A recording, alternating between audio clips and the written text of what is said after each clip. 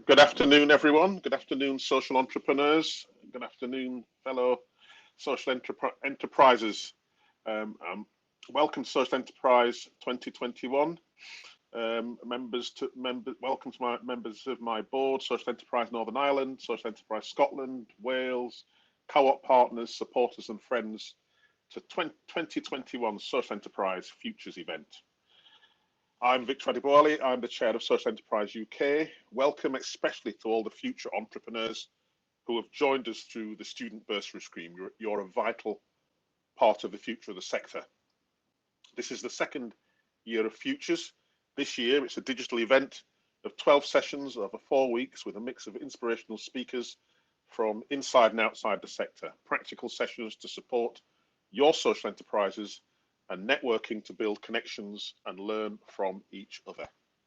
Thank you to our event partners, Social Enterprise Scotland, Social Enterprise Northern Ireland, and Wales Co-op. Thank you to our sponsors, the Co-op, Giving Back Films, Linklaters, NatWest, PwC, and SAP. And thank you to our marketing partners in helping us to reach wider into the social enterprise sector. Enactus, Good Finance, School for Social Entrepreneurs, Social Enterprise Mark CIC, Spark and Company, and the Ubele Initiative. So where are we as a sector? The scale of the sector is yet to be recognised, but we need to understand how big we are. There's potential for huge change. It was necessary before COVID, it's vital during the COVID crisis, and it'll be essential after. Not just to level up, but to create the means for a hidden revolution to become known to all. We have 100,000 social enterprises in this country, 2 million employed by social enterprises, and we are worth 60 billion to UK GDP. We are making the environment better, creating unemployment for people who need employment. We've survived COVID. We're creating the jobs that matter, and we are reducing inequity and inequality. Social enterprises has a good story on these challenges for which we have solutions. We are in a position where the world needs us, our country needs us, but we have to say more about who we are, what we do, and how we can help change society for the better. If you look at the state of social enterprise stats, we know that 47% of social enterprises are under 5 years old and growing. 44% of social enterprises grew their turnover over the last year. 74% made a profit or broke even last year, one of the worst years for the economy. 66% of social enterprises introduced new products or services in the last year. If we look at society, 47% of social enterprises are led by women. 72% of social enterprises said they were living wage employers.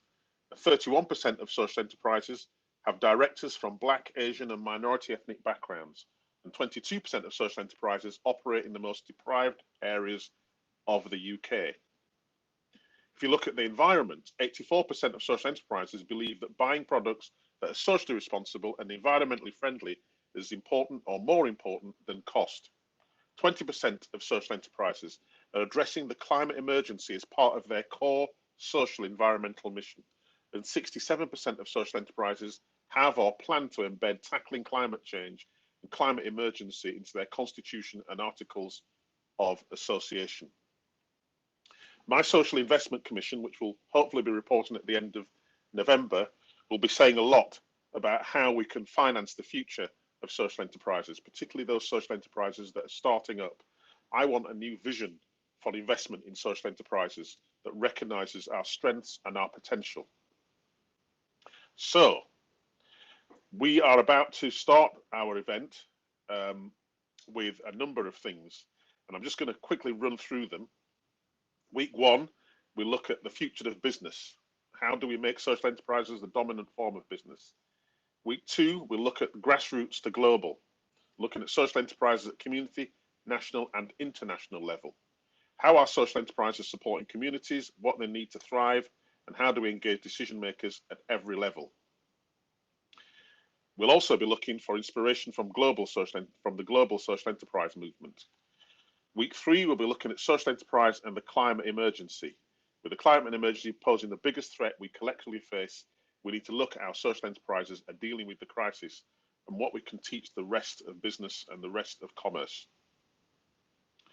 We need to recognise that environmental justice is racial justice. Environmental justice is social justice. And David Lammy will be joining us to discuss this issue in week 3. And week 4, the final week, building markets to build a movement. When some of the country's largest businesses and social enterprise work together, they can contribute to the building of stronger and more resilient communities. Policymakers, business leaders and consumers are helping to drive partnerships focused on social value.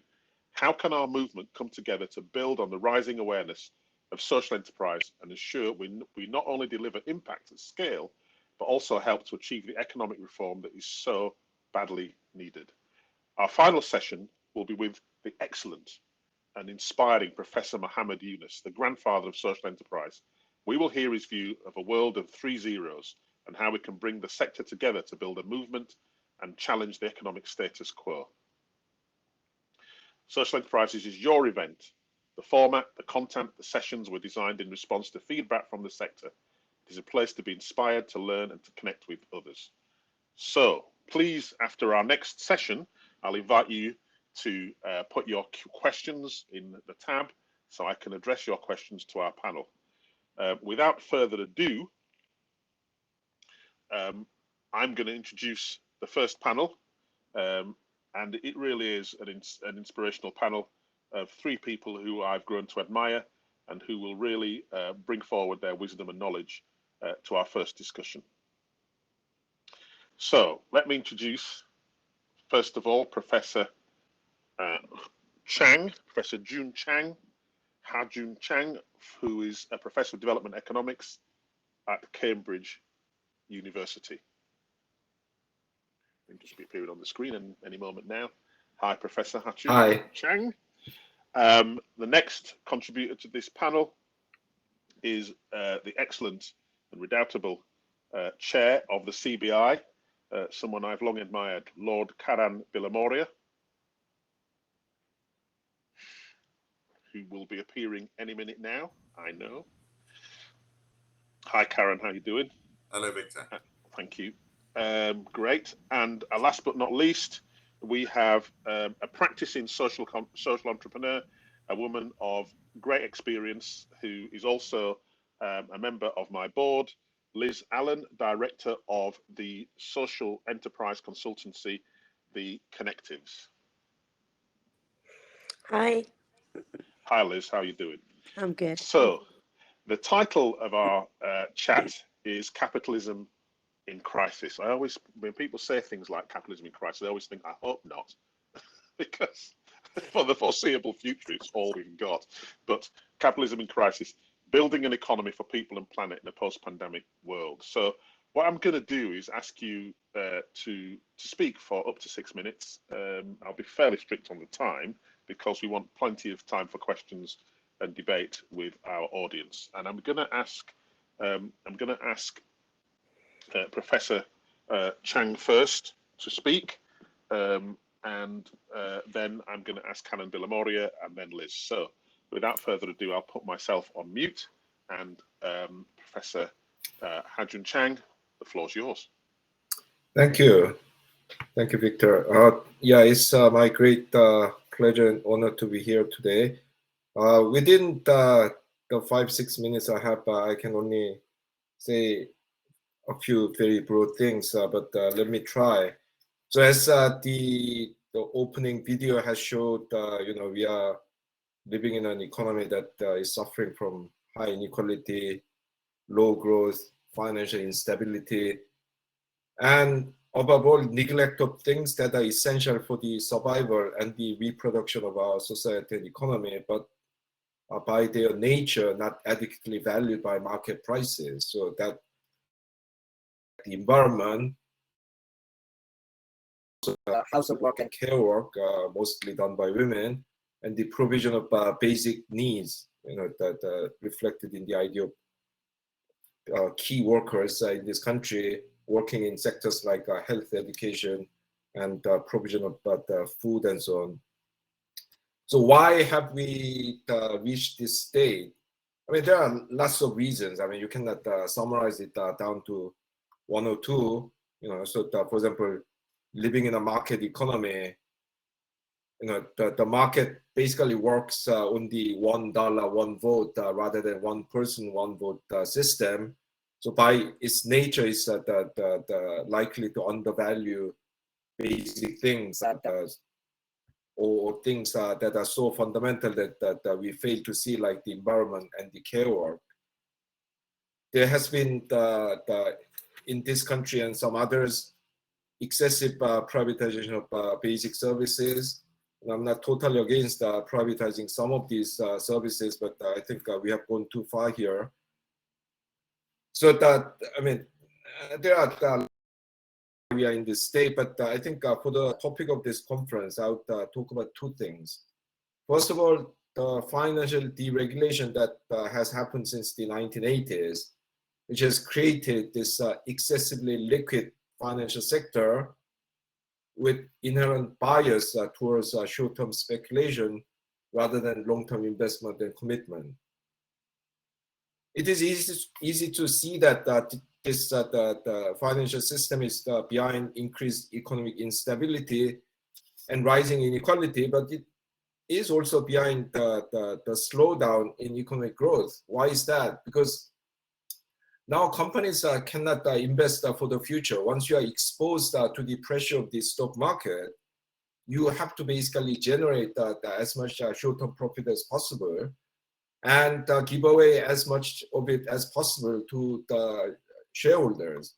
In the last couple of decades, main corporations in the UK and the US have been giving away around 95% of their profit to shareholders in the form of dividends and share buybacks. And this has left very little resources for these companies to reinvest.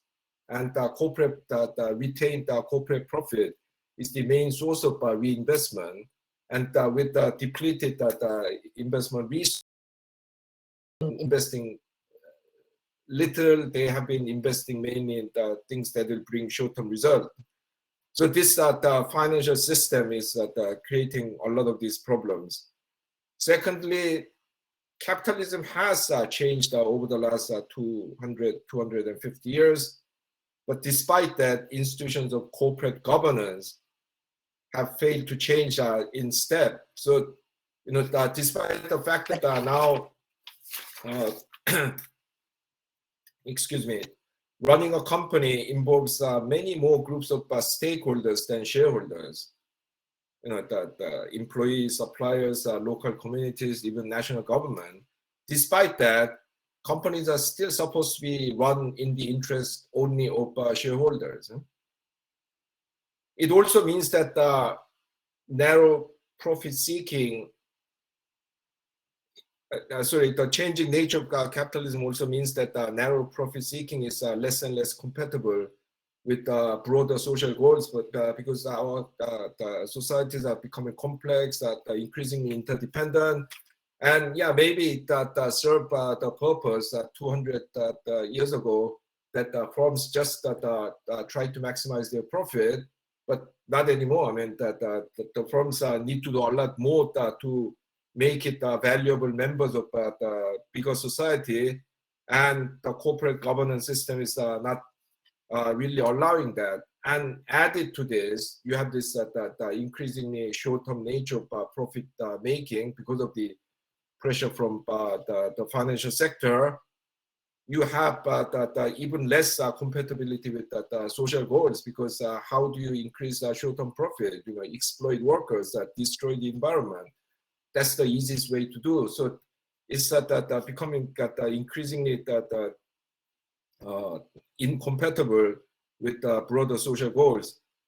So I think that basically we need to reform the financial system and the system of corporate governance in such a way that we encourage more long-term oriented activities by companies.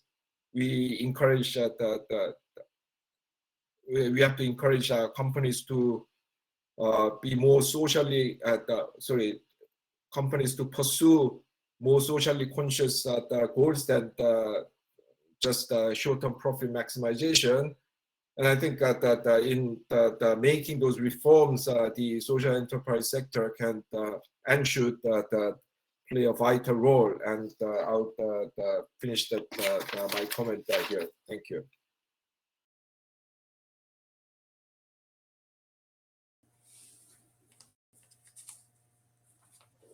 Thank you very much, Professor. I really appreciate that. I'm hoping it was a very kind of honest, straightforward.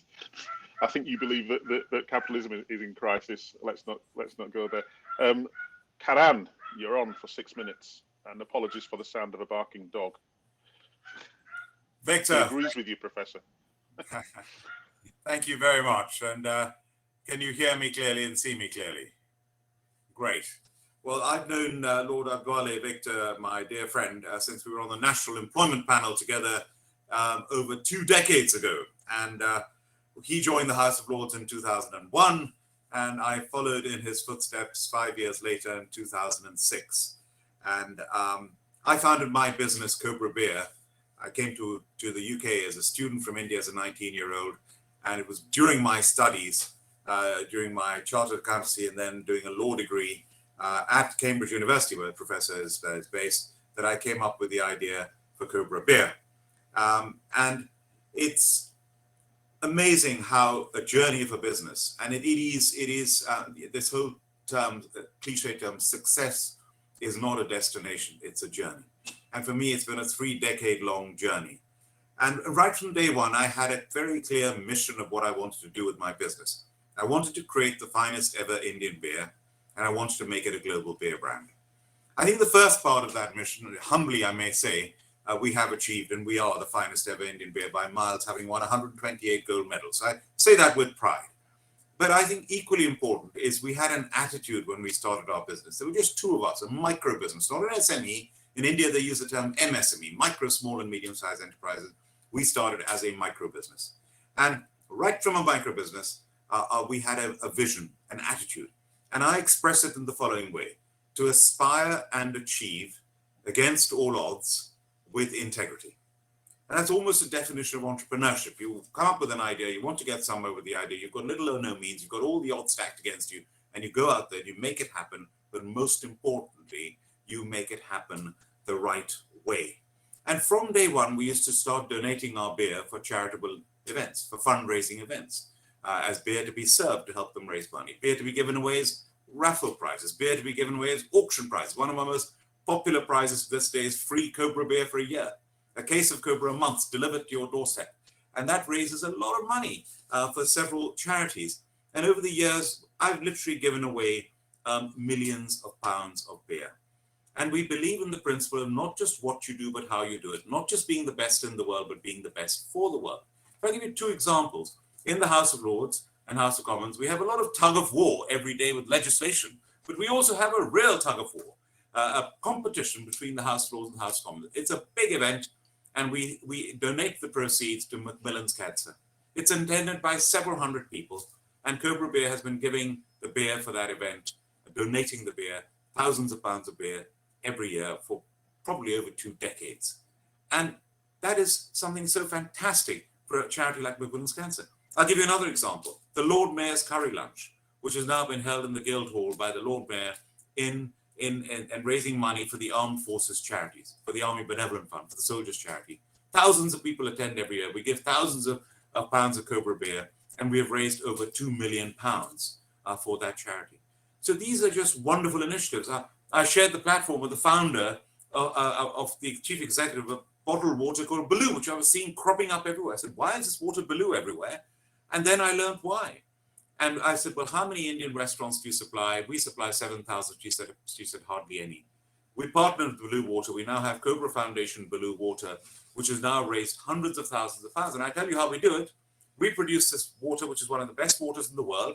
We sell it at a normal competitive price of premium water to a distributor. The distributor makes their profit and sells it to the restaurant.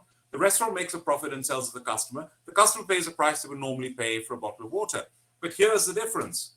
Everyone's made their profit, everyone's very happy, but we at Cobra Foundation Balloo give 100% of our profits to water aid for sanitation and clean water, saving lives in South Asia. Now, this is social enterprise. This is the attitude of what I believe of business with a purpose, of business being a force for good. And at Harvard Business School, where I was lucky to attend through executive education, where I'm alumnus, Frances Fry, one of my favorite professors, gave a lecture during the pandemic, a virtual lecture on the concept of trust. And she said to engender trust, it's a triangle. You've got to first be authentic. Is it the real you? Secondly, you've got to have the logic. Can you deliver what you are saying you're going to be doing? Do you have the professional capacity to do it? And finally, do you have the empathy? Are you in it for yourself or are you in it for them? And authenticity, logic, and empathy, and you engender trust. And I think this is all about trust. And with Cobra Beer, the other aspect is building a diverse team. We had a mini United Nations. And I think a true social enterprise, a true business with purpose, builds a diverse and inclusive team. Our mini United Nations, the people from all over the world, it created a buzz, it created creativity, it created growth. We grew at 40% a year compound for the first 18 years. And I'm the first ethnic minority president of the Confederation of British Industry in its history, the largest business organization in the UK. We speak for 190,000 businesses, 200 trade associations from the Law Society to the National Farmers Union, employing 7 million people. And I've launched an initiative called Change the Race Ratio. Everyone on this call, please look up Change the Race Ratio. To champion ethnic minority diversity across all business, and all organizations can sign up to it, including having the ethnicity pay gap being mandatory to be disclosed, and including promoting diversity and inclusion. So I conclude, my 60 minutes are up. Business as a force for good, particularly at a time like this, a time where we are recovering from the pandemic. We've gone through hell. We have gone through a nightmare, but we're now recovering. But it is a very fragile recovery. We've got taxes at their highest rate in 70 years. We've got government spending at their highest rate in 4 decades. And we've got to grow with all the energy crisis, the food crisis, and inflation, and possibly interest rates going up in this environment. This topic, what we're talking about, social enterprise, is more important than ever before. Thank you. That's a robust contribution there from Karan Villamoria. And without further ado, I'm going to move straight on to Liz Allen, who's the director of Connectives. Thanks, Victor. Thank you. And lovely to hear from all of you. Really interesting, insightful kind of observations on the sector and the way that the economy's changed. So thank you for sharing that. As Victor said, I've had the good fortune to be part of his board at SC UK, which has been an eventful and interesting experience. But most of my time I spend as a director in a social enterprise called the Connectives. And that means that we're a consulting organisation and we go into hundreds of businesses every year. So we get to see what it looks like from the social enterprise perspective, from a charity perspective, but also from private sector organisations. And every one of those will behave in different ways, and the impact of how they behave, you can see ripple through their staff teams, ripple through their communities, ultimately affecting the local economies. So when I think about what would the world look like if all businesses were social enterprises, or if social enterprise was the preferred model of business, I immediately go to the place of thinking, well, they're all going to be guided by their social purpose then. So what's their social purpose? What is it that they're doing that's making a difference? And how do we see that come to life in those communities? Because the businesses that we've been talking about are all doing very well and doing good, but it's not necessarily the heart of their business. As the professor pointed out, there is still a shareholder imperative to make sure that shareholders receive the maximum dividends that they can from a company. Whereas if you're motivated by a social purpose, then it's the social imperative to drive out as much social benefit as you possibly can for the beneficiaries of your business. So I hold on to the fact that the social purpose of all of those organisations would change the societies that we know and that we live in, those communities. We'd also spot some savings in terms of monies that are spent by the public purse. So, for example, at the moment, when we look at the amount of money that is being, well, depending on your perspective, poured into the health service or drained out of the health service, we're in a position where that is an organisation which is almost on its knees and at breaking point, certainly in many of the trusts around the country at the moment.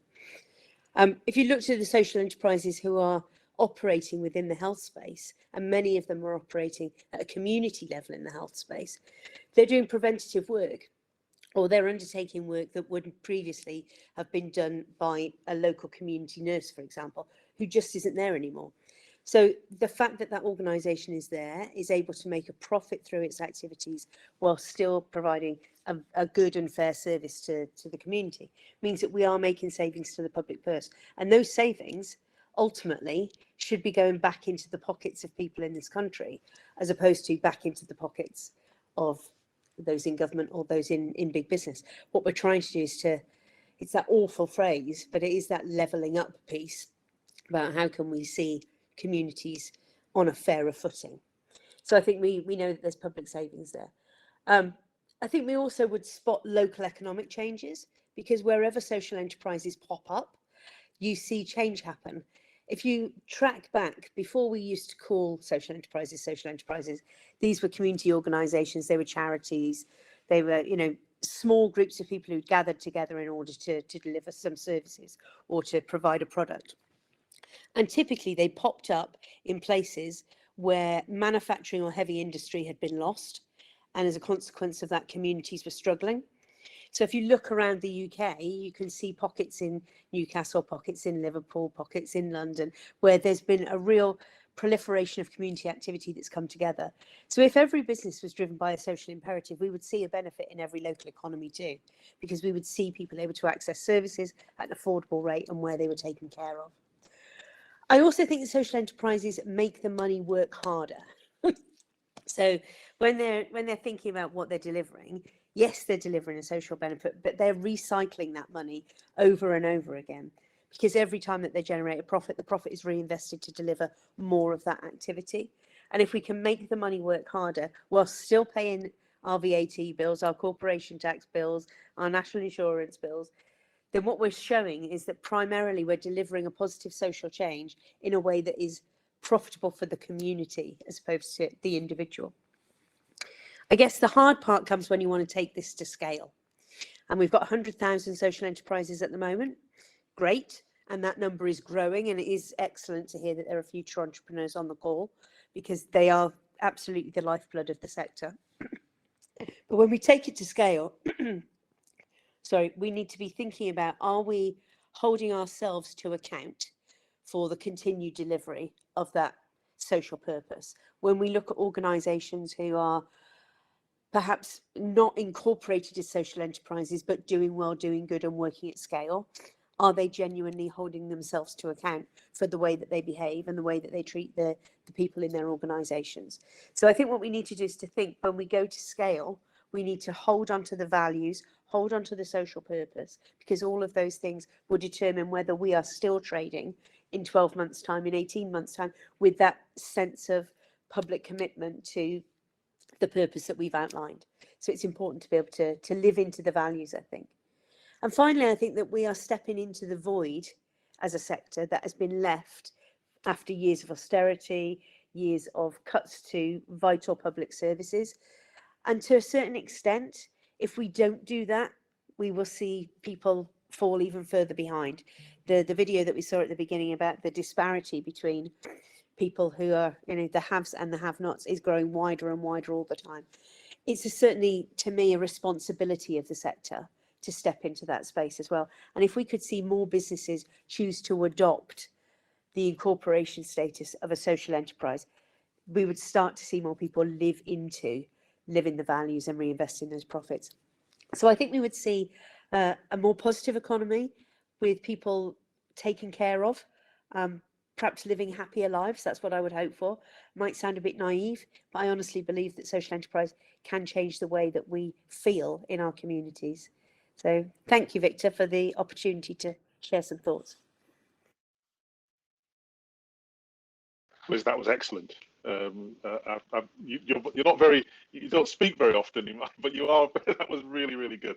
And in summary, one might say that Ta-Joon Chang described the burning platform on which the capitalist economy rests, and described sort of the notion of rentierism and short-termism as its main platforms that are crumbling. Karan gave a rather upbeat assessment of his own experience, and talked about.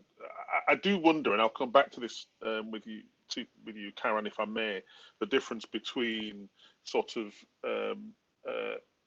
giving and enterprise. Your examples were very much around the giving bit, and I'm curious about the enterprise bit, and indeed whether you agree with Professor Ta-Joon Chang that we are living on a sort of borrowed time as far as the sort of current model of capitalism goes. And then a rather balanced conclusion from Liz, which I thought was very powerful, in which you described the accountability that we need for the way we behave as social enterprise scales, and to the commitment to the public, and stepping into the void caused by austerity, or the austerity void, which I will now refer to it in your name, the austerity void. So we have our three contributors. We have a number of questions. Before we get to them, though, I just wanted to ask really each of you, when we use this word crisis in reference to the current model of capitalism, do you think capitalism is in crisis, Karan?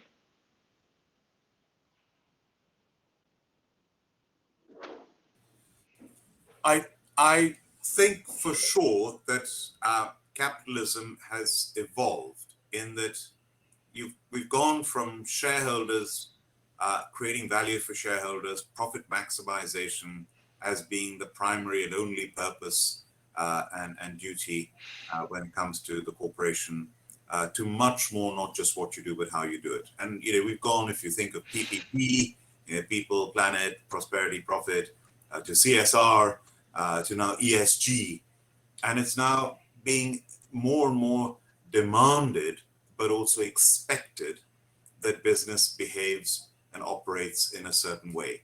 And again, if I go back to my own experience with Cobra, what I used to describe it as, the way we operated in, was as we grew as a business, I used the partnership model. To me, it was not on the one extreme scenario. You have businesses that worship their customers and bully their suppliers. We can all picture the sort of business people who fit that mold, and all they're interested in is making the most profit and bully their employees in a lot of cases as well.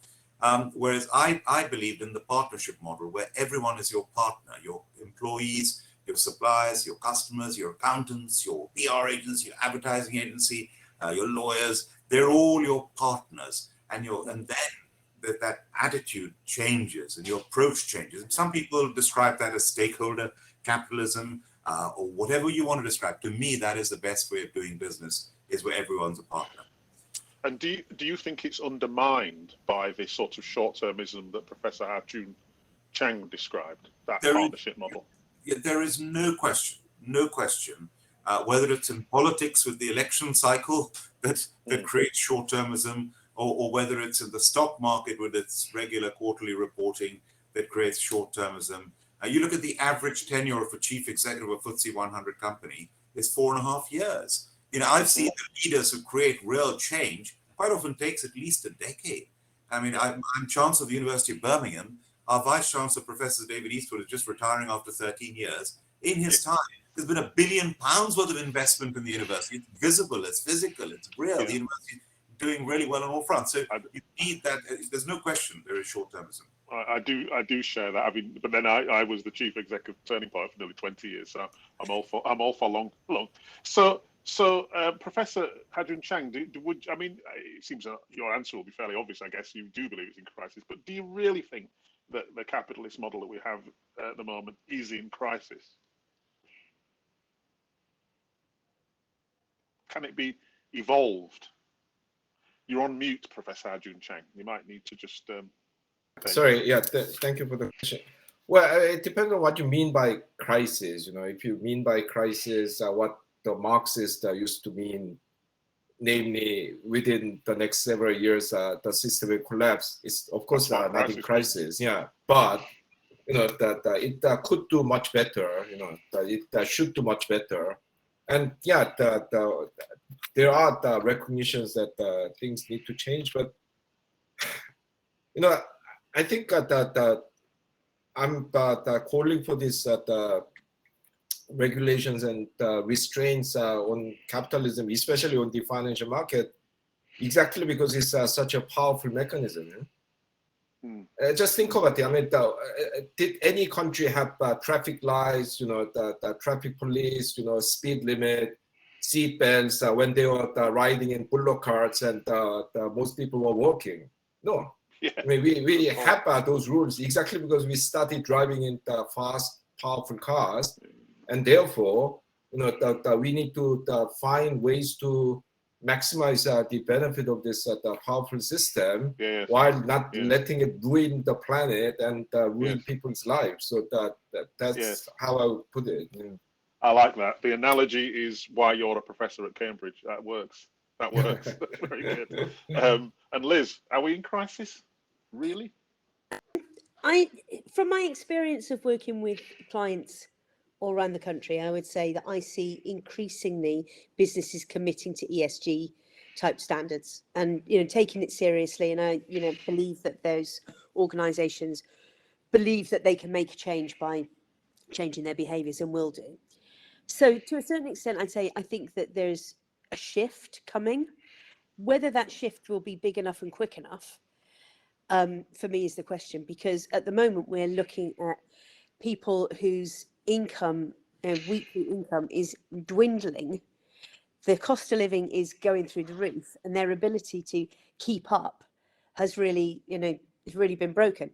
So if we maintain a capitalist culture which is driven entirely by shareholder profit, then that gap is going to become bigger and bigger and bigger. So for me, the only way that I can say I don't think we're in crisis is if those businesses genuinely start to live into the values that they espouse. And if we see organisations living into those values, we might begin to see people in a more secure job, better pay, able to maintain a decent standard of living. But it is a genuine worry for hundreds of thousands of families in this country at the moment. So.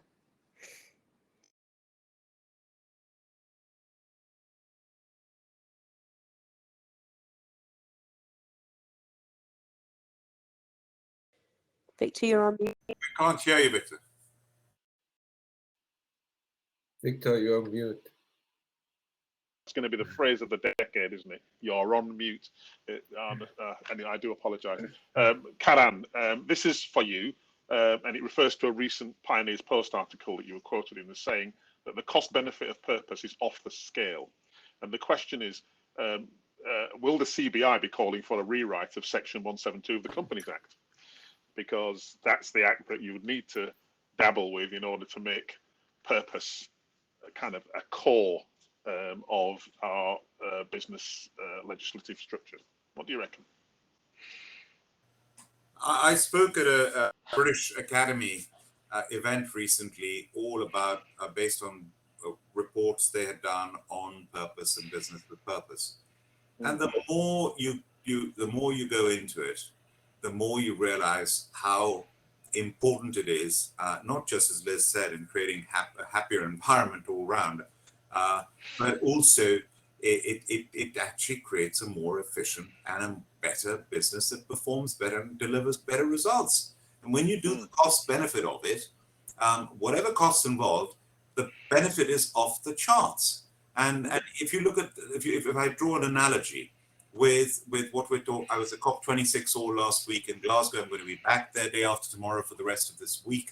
And of course, there's this huge challenge with climate change. Oh gosh, it's going to cost a lot. This transition is going to cost a lot. But what about the benefit of it? The benefit of it is not just the environmental benefit, and not just the fact that 1 million plants and animals are in threat of extinction, and nature is our most precious asset. So not only is it going to save the environment, not only is biodiversity crucial, and the things like the deforestation commitments that have been made last week are really important, but it's actually going to be profitable for business as well. I mean, if I could throw some statistics to you, 1 megawatt of solar creates 7.4 jobs. 1 megawatt of coal creates 1 job. So this is creating jobs as well. So it's not only the right thing to do, but it's going to create jobs. If you look at, we have cut our carbon emissions by half since the time I've created Cobra Beer in the last 3 decades. And the economy has grown by 70% in that time. So whatever cost there is, the economy has continued to grow. Everything invested, this usually has a multiple of 2 in terms of the return. The cost of solar power has gone down by 15% a year in the time that I've created Cobra Beer in the last 3 decades. 15% a year. So this is very powerful. And I think that if you do this properly, you do this with a commitment, you do this with a passion, and now business, big difference in cost. Big difference in cost is business is now at the center of it, and that's crucial. It is. But let me put you on the spot, because me and you are both members of the House of Lords. So in theory, we can introduce legislation, right? And if I was to say to you, not in theory, actually in practice, I say, Canon, me and you, let's do it. Well, I agree with you. By the way, Cobra Beer is lovely beer. Let's do this. Let's me and you, because you're right. Professor Hajun Chang's right. You know, we're driving a Porsche, but we've got no brakes, and no safety belt, and dodgy seats, and no crumple zone. Let's me and you change Section 172 of the Companies Act. If we think, if what you're saying is correct, and it is, then let's make it law. You see, we're getting there. We are edging that way, and it's not going to be long before. Now, for example, the new statement that climate change, not only have companies committing to net zero 2050, but the Chancellor saying, well, tell us how you're going to do it. Disclose how you're going to do it. So we are edging in that way. And I think a good company is doing it anyway, as I've expressed. Are there enough good companies, though? Are there enough good companies? We've got 10 years to save the planet. Well, have we crossed the Rubicon where it's a matter of choice or a matter of necessity? If it's a matter of necessity, then we need to change the law. If it's a matter of choice, then it's a matter of hope. I've got a 16-year-old, she'll be 20-something as the Earth starts to warm up. I'm wondering about hope. So now, wait, here's the good news. We've got a thing called the Goal 13 platform with Deloitte, which we've been working on at CBI. Here, we surveyed companies just before COP26 last month. Here are 2 indicators that we're on the right path. 1, 79% of companies now recognize climate as a mega trend. So the one is the awareness, and awareness is very important. Secondly, 89% of companies now have at least one climate-related target. So that means companies are on their own accord setting targets. So that's what we need. We need the awareness, we need the intention, and we need the action and the targets. So you're saying, you seem reluctant to go to law. You're saying there's enough happening for people to do it just because it's good for business. It's a perfectly valid view. Victor, there is always carrot and stick. So, the more carrot, the better, but sometimes you need the stick. Okay, by the time we get the stick, which is Section 172, the carrots have all been eaten. Are you with me? I'm not going to let you off the hook. But I'll leave you there, because I want to bring in Professor Hajun Chang. I mean, do you think we need to change the laws now, or do you think there's enough happening through common sense and good practice for us to not have to chase people, not have to bring in the stick? Yeah, no, my view of those legal and social changes is, if the society is not ready, whatever the legislation is not going to make the significant changes. If however, I think this is just the right time to make those legal changes, because so society is ready, and we need to give it a push. So, for example, you can't make the enterprises behave quite differently with relatively small changes. I'm not the cognizant of the British corporate law, but for example, if you introduce what some people call tenure voting, giving more votes to long-term shareholders, that will make companies significantly long-term oriented, without destroying the fundamental power of the shareholders.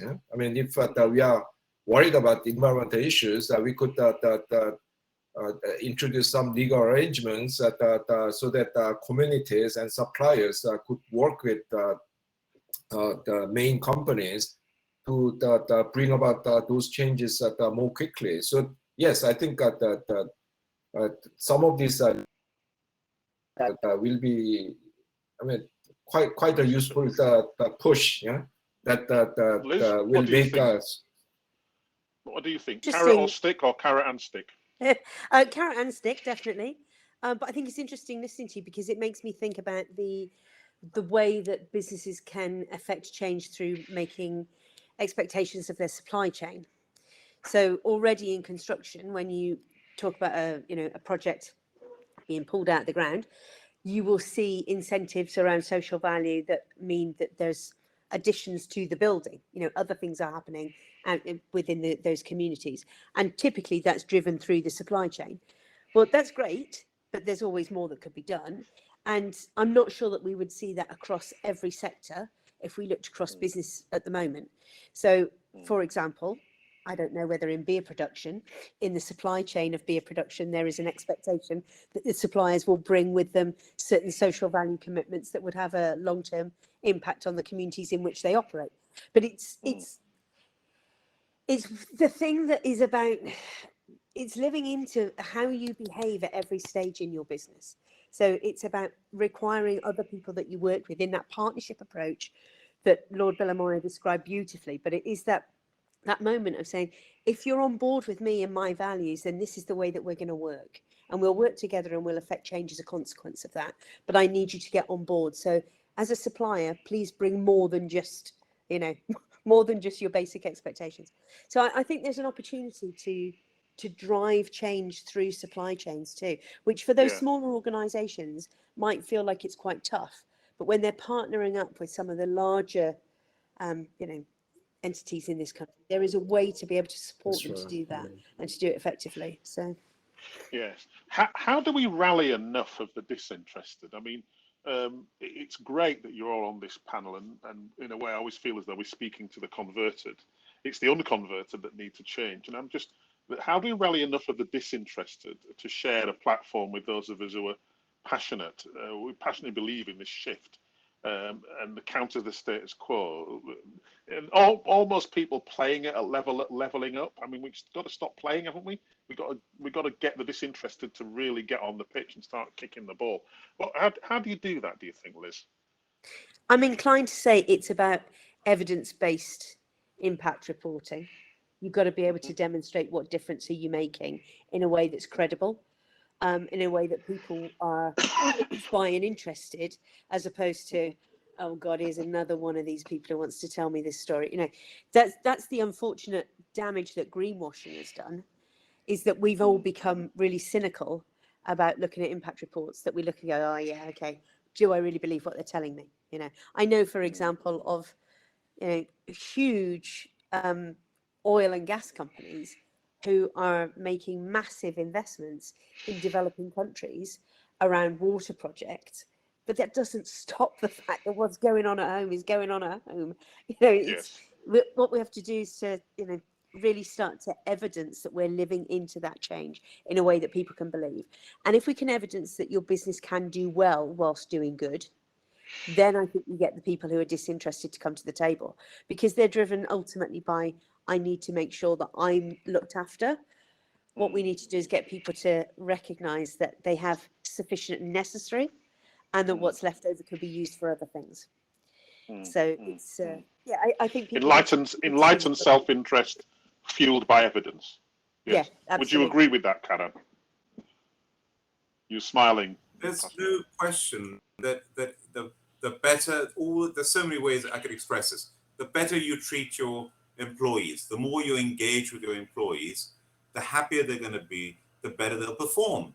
And they're better, happier, healthier individuals, if that's the case. If you have a horrible environment, it's not going to work. So, I learned this from my father. He was in charge, he was a big general in charge of 350,000 troops. And I always say, Dad, why is everyone smiling? He said, because it's better to have a happy and an efficient team rather than just an efficient team.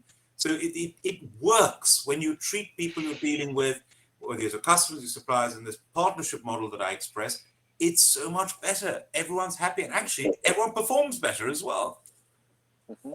Yeah, I'm curious about, I keep coming back to your mind this question of of enlightened self-interest fueled by evidence as a kind of nudge, as opposed to an expectation grounded in some kind of rigorous legal structure that kind of says to people, look, you know, if you don't do this, then you're not going to get business with the NHS or with government for instance. I mean, how do you feel about that? How do you feel about not so much legal, but clarity around, actually, if you're not operating in this way, you're not going to get funds from government? Let me start with you, Professor Arjun Chang, and I'll come to you, Karen.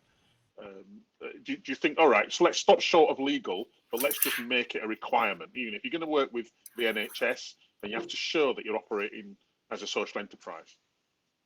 Yeah, no, I think there are different ways of making people do things. Enlightened self-interest is one thing. Sometimes it might have to be forced. For example, with the environment, there's little time and we cannot forever wait for people to convert. So in those areas, it might have to be pushed with the strong legislation. But there's this middle ground where those kind of, the social scientists call it the announcement effect. Yeah? So that you make that announcement, you set a new social norm, and that will naturally encourage people to converge to that. So I think that the measures have to be tailored to the issues and the urgency of the problem. Mm-hmm. So, Karan, do you think that the public sector, I mean, the NHS spends what, 120 billion a year? 38% of all community services are social enterprises. There's a social enterprise asking here, how do I get into the NHS? I'm not getting into. I mean, do we mandate something at least, and the announcement effect, as Professor Arjun Chang said, would that be a way forward? Well, this is the whole thing. How much you legislate, how much you actually encourage good behavior. And then there's a time when you have to legislate. If you look at the TCFDs that are now going to come into play, the Task Force on Climate-Related Financial Disclosures, the Section 172 you spoke about, Victor, I mean, you know, that is in the right direction. I mean, you want to go further than that, but that's only just come in recently. It's a very good step in the right direction. All this is right way. I mean, if I take another analogy, heat. I chaired the Heat Commission. 1/3 of greenhouse gas emissions come from heat, half of that from buildings. Of the 29 million houses in this country, only 1 million are up to the standard to get to net zero by 2050. To upgrade those other 28 million, it means retrofitting heat pumps, community heating, hydrogen power when it comes to hydrogen heating. Now, that's going to cost money. It needs to be implemented. One, who's going to finance it? Two, can you force it to happen? Say all new houses that are built, you do not give planning permission for a new build unless it's up to the standards. You do not allow a house to be sold, then you can help people. The mortgage, it can be added to the cost of the mortgage, so you spread it out over 25 years. You can give financial incentives, you can give tax incentives. So there are many ways of doing this. The government has a big role to play in this. Mm-hmm. No, I think you're absolutely spot on. So last question. I'm going to deal with this question of investment because of my my report, which is out, and I've got to deal with it. Investment is required to give businesses support, education, entrepreneurship, social enterprises, and co-op development. How do you think? Because your story, Karan, of Cobra B is a brilliant one in terms of just sheer chutzpah, you know, just sheer in terms of getting the investment. Many social enterprises have got great ideas, great potential, but the access to the investment needed. Liz, you've worked with lots of organisations, I'm sure, on this issue of you know, just having to pull themselves up with their own bootlace. It's just not getting there. And Professor Arjun Chang, you know, the investment community, we've seen the massive growth in ESG funding. You know, I was told it was 500 billion in the US alone. I just wonder, how do you think that investment should be shaped to help both the small and the large in the social enterprise world? And perhaps I might start with you, Professor Arjun Chang, and then come to you, Liz, and then finally Karan. Thank you. Yeah, basically you need different investment vehicles for different things. You know, I mean, the kind of money you have to mobilize to transform the transport system, that's on a totally different scale, on a totally different time horizon than say, filling the austerity void, as Liz very aptly called it, left by the collapse of basic services. So I think we need what some people call an ecosystem of investors. You don't need only like big the equity funds or just a small scale microfinance. Different things require different the kind of scales of investment and different ways of investing.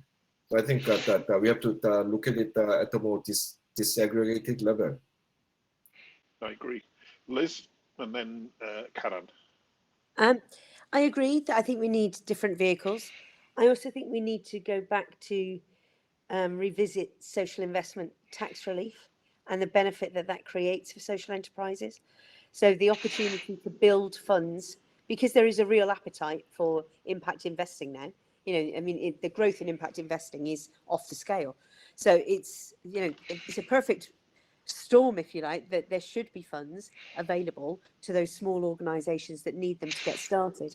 But we need those vehicles that can do that. So, the organisations that are looking to fund 50,000, 80,000, 100,000, we're not talking about millions of pounds worth of investment. A lot of social enterprise organisations need a relatively small amount of money, but trying to get a relatively small amount of money is almost harder, because there just aren't the investing bodies that are managing at that level. So I think a review of social investment tax relief and an incentive to try and get those organisations kick-started again would be really useful at the moment. So, what do you reckon, Karan? Investment for social enterprises. So if I just take it even to another level, I think austerity has not worked since the financial crisis. We've had austerity. It's led to low growth. It's led to low productivity. It's definitely not the way forward. I also think that putting up taxes at a time like this is the worst thing to do. This is not a time when businesses have suffered so much to stifle the recovery by putting up taxes at this stage. What I think we need to do is to encourage investment. And government has to do everything it can to encourage investment, including into social enterprise, because it's that investment that will create the jobs, that will create the growth, that will pay the taxes, that will pay for the public services and pay down the debt. So we needed that encouragement of investment and incentivizing of investment at every stage possible. And I firmly believe in that passionately. At the moment, the government are not listening. They're putting taxes up with the highest tax burden in 70 years as we speak. We've got spending at its highest level in 40 years. So you have a combination of high tax, high spending, and then you don't have the right skills. You say, I want a high wage economy, but without high skills, high productivity, high investment, and you're not going to get the high wages will only lead to inflation. So the skills is an important part of it. Really good thing, by the way, the Help to Grow management scheme, which has been announced by the government, which I'm on the board of. A business only pays, a social enterprise included, pays £750 for a 12-week mini MBA. The government pays 90% of the cost at a business school closest to you. That's a really good sort of thing that people should take advantage of, because skills is a really important part of it. The better skilled you are, the better you can perform. So I advise that as well. Okay, you got 30 seconds each, and I want you to just give one piece of advice to a social entrepreneur. This conference has got loads of social entrepreneurs listening to it. You're all people who've been steeped in sort of the economics of business, one level or another. One piece of advice you'd give to that entrepreneur that's just got into social enterprise, small business. And I'm going to start with you, Professor Ha-Choon Chong. Well, somebody who's starting, it might not be in this country, but what they're watching this, they've just started their business. What advice would you give them? I should say don't listen to economists. They don't know anything about business. Brilliant. No, but I think that on a more serious note, I think we need to kind of constantly demand mechanisms to encourage people to fail in the beginning. As they say, if you're not failing, you're not trying hard enough. So that we need that some kind of safety net for young entrepreneurs, because otherwise, how are they going to risk their family saving and their future by trying new things, most of which will by definition fail. So I think we need to demand the government to introduce some way of encouraging failure by the young entrepreneurs. I like that. I like that. The American model. Yeah, yeah. Learn fast and fail. Liz, 30 seconds. What you got? Talk about your business to everybody. Talk about it to everybody that you meet, because the more you talk about your business, you put things out into the world. People talk about you. They make recommendations for you. You can never not tell enough people about that business. Do you know what I mean? Because that's where the support comes from. And I think particularly within social enterprise, there is a real body of support that social entrepreneurs want to lift up other social entrepreneurs, tell their stories on their behalf. So talk to everybody about your ideas and don't feel afraid. Just, nobody's going to steal it. Just go with it. Connectives. Excellent. Crack on. Yeah, I like that. And Karan. Yes, just within 30 seconds. First is guts. I think all entrepreneurs have guts. You've got to have the guts to do it in the first place, but more importantly, the guts to stick with it when others won't. It's not an easy journey. And what the professor was saying earlier, one of my favorite sayings, good judgment comes from experience, and experience comes from bad judgment. So you've got to be prepared to make them mistakes and learn from them.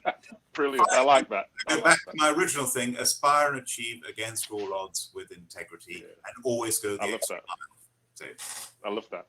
Well, what can I say? We've come to the end of our conversation. I've really enjoyed it. Can I just take this opportunity to thank you, the panelists, for just being so generous with their time and so wise in their wisdoms and intelligent with their contributions. Professor Ha-Joon Chang of Cambridge University, thank you very much. Liz Allen of the Connectives, really good. We're going to be using you a lot more at Social Enterprise UK. You are absolutely ace.